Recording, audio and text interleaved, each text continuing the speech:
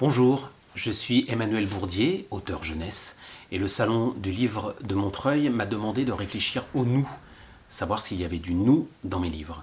Alors j'ai réfléchi, et je suis allé jeter un petit coup d'œil dans mes livres, et effectivement il y a du nous. On a énormément besoin de nous en ce moment, de fraternité, de sororité, d'adelphité, tout ce qui se termine par T et qui nous fait du bien. Alors, dans mon dernier bouquin qui vient de sortir, vient d'être édité chez Flammarion Jeunesse, qui s'appelle Du Voyage, eh bien, il y a du nous, mais ce sont deux nous, deux mondes différents. D'abord, le monde des sédentaires, qui est le mien, et ensuite, le monde des gens du voyage, qui est un nous, mais un autre nous. Et donc il y a un des enfants du voyage qui s'appelle Geronimo qui va passer de son monde à lui, au monde des sédentaires pour être une journée à l'école.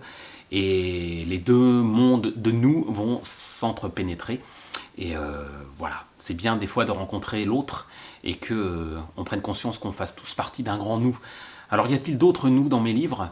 Eh bien oui, il y a aussi deux mondes qui se rencontrent dans ce livre que j'aime bien, qui s'appelle Le Caméléon et les fourmis blanches, que j'ai sorti chez La Joie de Lire il y a quelques années, qui est peut-être un de mes livres préférés. Et donc là aussi, il y a deux nous, il y a un enseignant, avec sa vie d'enseignant, avec un cœur brisé, il vient de se faire plaquer. Et donc, il y a un enfant malien sans papier, qui est dans un autre monde un peu parallèle, qui s'entrecroise avec celui de l'enseignant de temps en temps, et un peu comme dans Du Voyage, les deux mondes vont se rencontrer et vont fonctionner ensemble. Donc je suis un peu sur la même thématique, avec cette narration alternée. Et puis souvent, dans mes livres, il y a une bande, une famille d'amis, un nous qu'on se crée en tant qu'amis, et en particulier dans une série que j'ai fait pour Flammarion Jeunesse également, qui s'appelle En 6e A, qui parle du collège. Ici c'est le tome 4, et donc c'est un groupe d'amis très soudés. Et généralement, dans mes livres, je me suis rendu compte que le personnage principal n'est pas toujours le plus saillant, le plus marquant. En fait, il est parfois un peu perdu par les événements, et c'est le nous qu'il y a autour de lui, ou d'elle, si c'est une fille, la personnage principale. Eh bien, c'est ce nous qui va un petit peu le cimenter et lui faire prendre confiance en lui, conscience que la vie peut être belle. Donc c'est ce cas en 6e A, où effectivement il y a un nous très très fort qui tient le héros. Et puis parfois je m'inspire de nous réels. Par exemple dans ce roman qui s'appelle Hippie Chicks, qui est pour les un peu grands on va dire, qui raconte l'histoire de la création du premier groupe de rock français en 1959 en Nouvelle-Calédonie, à l'autre bout du monde. C'est inspiré de faits réels. Et d'ailleurs, dans ce livre, j'ai pu rencontrer des membres de ce groupe qui, en vérité, s'appellent les Beatniks, mais qui, moi, j'ai appelé les Hippie Shakes. Et là, il y a le vrai groupe, c'est-à-dire le vrai nous. Et là, un groupe de musique, c'est compliqué parce que on doit créer un nous assez cohérent, qui dure, qui a cette énergie. Et puis, des fois, ça se délite un petit peu. C'est ce que ça raconte dans cette histoire.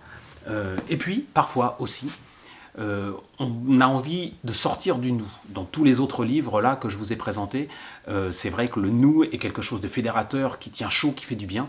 Et puis des fois on est dans un nous et on a envie de s'en sortir de ce nous là. Et bien c'est un peu ce que je raconte dans ce roman, sorti chez Nathan l'année dernière, qui s'appelle Étoile filante. Le jeune héros qui est ici est dans un groupe qui a énormément de succès. Ils vendent des millions d'albums, on les voit partout à la télé, sur internet tout le temps. Mais lui, il a été intégré à ce groupe, qui est un groupe un peu bidon, puisque c'est pas vraiment eux qui chantent, c'est vraiment un produit marketing sous vide, comme il y en a parfois dans le monde de la musique. Bah lui, il a été mis là par ses parents, il a qu'une envie, c'est de se sortir de ce nous-là. Et effectivement, des fois, on gagne en bonheur et en liberté en s'affranchissant du nous dans lequel on a été mis. Et puis, bah voilà, le nous, cette solidarité et cette fraternité, sororité, tout ce que vous voulez en T, ça sert aussi à sortir des situations difficiles. Tout seul, c'est un peu compliqué. Donc j'essaye dans mes livres de réparer un peu le monde qui est autour de nous, par l'humour et par cette fraternité, par ce nous. Alors oui, dans ce roman, qui s'appelle Qui dit mieux, qui est sorti chez Flammarion Jeunesse également l'année dernière, il y a un nous très fort qui va avoir une mission à remplir. L'héroïne, la jeune héroïne, Zoé, voit son chien enlevé par des huissiers pour être revendu aux enchères, pour éponger les dettes de sa famille. Alors sa famille, c'est elle, c'est sa petite sœur qui change de prénom tous les jours. Donc c'est toujours quelque chose qui se mange.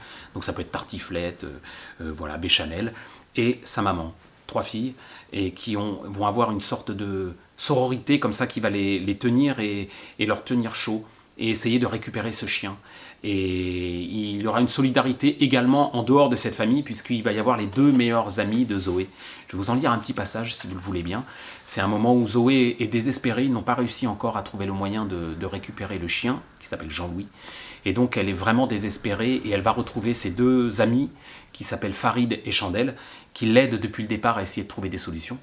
Et là, elle est vraiment au bout du rouleau. C'est elle qui parle. Mais pourquoi, hein ? Pourquoi ça m'arrive à moi? Pourquoi c'est toujours sur la tête des mêmes que les mouettes lâchent leurs crottes? Pourquoi les embrouilles, c'est pas à chacun son tour? Juste histoire de voir si ça chatouille tout le monde pareil. Et pourquoi il y a des types qui décident de vendre un Jean-Louis? Ça règle les problèmes, ça? Ce sont les mêmes abrutis qui ont décidé que les plages, ça devait être payant. Qu'écouter la musique après 22 heures, c'était un crime. Et que les yaourts aux fruits, c'était bien mieux sans vrais fruits et sans vrai yaourt. Chouette, il pleut. Je vais pouvoir commencer à pleurer incognito. Les 2 mangeurs de sucettes ont arrêté de sucetter pour me dévisager de leurs yeux ronds. Je crois qu'eux non plus ne savaient pas qu'une boule de pétanque coincée là, ça pouvait faire autant de boucans. Et vous 2 là, pourquoi vous êtes gentils, hein? Vous pouvez pas être des fumiers comme tout le monde? Et puis d'abord, qu'est-ce que ça peut bien faire qu'un vieux kleps qui pue de la tronche soit vendu à un gros plein de fric pour vous, hein? Qui va le coller au bout d'une chaîne. Et pourquoi vous m'aidez? Vous n'avez rien d'autre à faire? Farid déglutit et répond avec calme. Ben, si. Plein de trucs à faire, mais rien d'aussi bien. Chandel en remet une couche. Si on t'aide, c'est un peu pour ton chien, c'est vrai. Mais c'est surtout pour toi, vu qu'une meilleure amie, ça vaut légèrement plus cher qu'un chien qui schlingue. Ah la vache, je m'y attendais pas à celle-là. C'est pas comme ça que je vais arrêter de chialer. Mais c'est pas le moment de s'attendrir. J'ai encore un paquet de colère sur l'estomac, moi, il va bien falloir que ça sorte. Une amie, une pauvre fille, oui, c'est mon chien. Et pour l'instant, c'est vous qui avez trouvé toutes les idées pour le récupérer. Moi, je n'ai eu aucune idée géniale, aucun plan. Je suis vide, à la traîne, complètement bousillé par ce qu'ils nous ont fait. Je suis inutile, je sers à rien. Chandel balance sa sucette à demi mangée par-dessus son épaule et fronce les sourcils. Tu peux pas dire ça. Si je peux, je viens de le faire. Non, tu peux pas dire ça. Bah, je sers à quoi alors? Bah en fait, à nous rendre heureux, un peu, vu que tu es notre meilleur ami. Farid a dit ça comme on dit une évidence, qui est trop évidente pour être dite. Chandel enfonce le clou. Voilà, bien dit. Tu sers à ce qu'on soit triste pour toi, et qu'on te sorte de cette galère. On est un peu comme une famille, non? Il ne pleut plus. Mince. Le problème avec les averses, c'est qu'il faudrait savoir s'arrêter de pleurer au même rythme. Voilà. Donc c'était un petit morceau de nous et de solidarité entre amis. Voilà. Donc j'espère que ça vous donnera envie d'aller fouiller un petit peu dans mes livres. Et si j'ai un conseil à vous donner, avant que ce monde ne nous mette à genoux, c'est de mettre un peu plus de nous dans vos jeux. À bientôt.